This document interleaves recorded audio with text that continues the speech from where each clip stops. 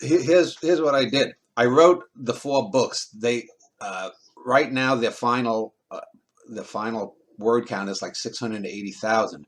When I wrote the first 4 books and I went through them all, it was like 860,000. So I cut 180,000 words, but I didn't cut anything essential. What I did was I pared back a lot of adjectives. I pared back a lot of conjunctions and articles.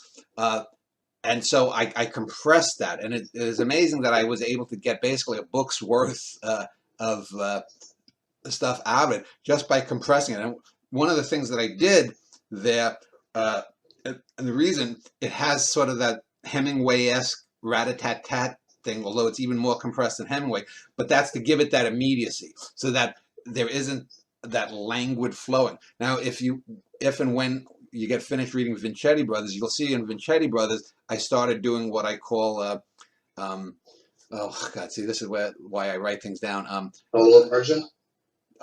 What?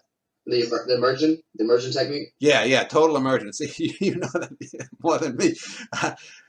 And so you can see how I would sometimes go longer to get that naturalistic feel. I didn't want that in this book because true life, obviously I can't remember everything, and if I write about going out with a girl or whatnot, she would have a different memory of any date or sexual encounter than I would.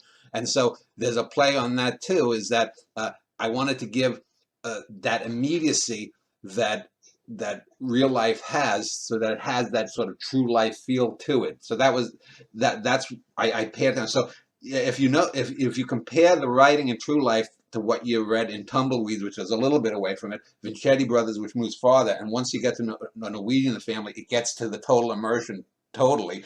And then if you read later books, you'll see how I play with that and I use different techniques more freely. Sometimes I will use total immersion, sometimes I won't, sometimes I'll.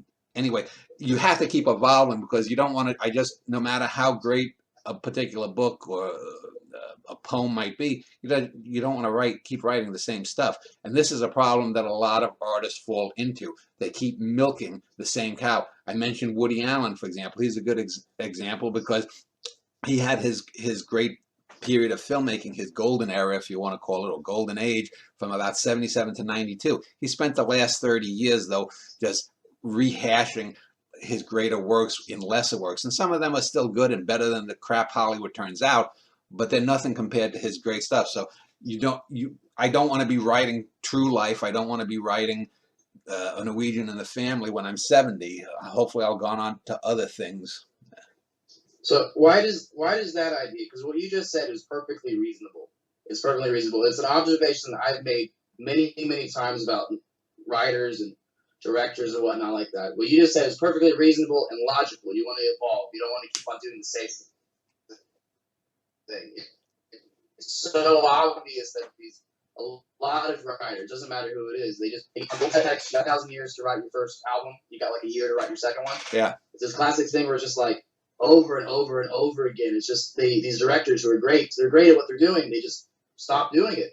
Why is it so obvious to you? And why does it seem like very few people are actually trying to evolve?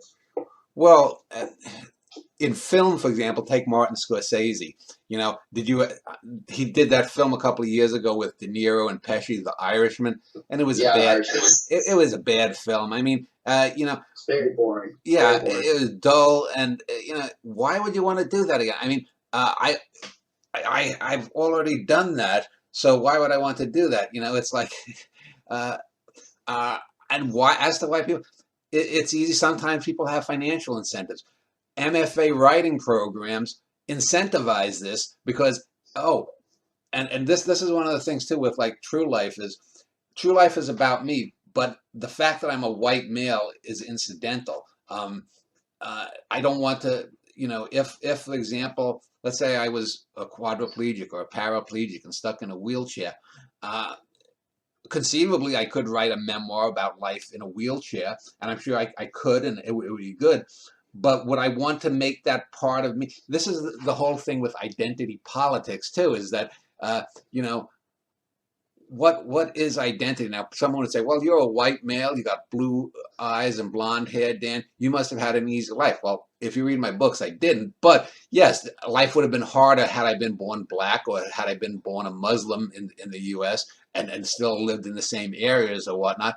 But you and I or any other person is not simply uh, a group of features physically. We all have ways. We all have insights on something. We're all these minds in the body, and you know you have to move beyond yourself.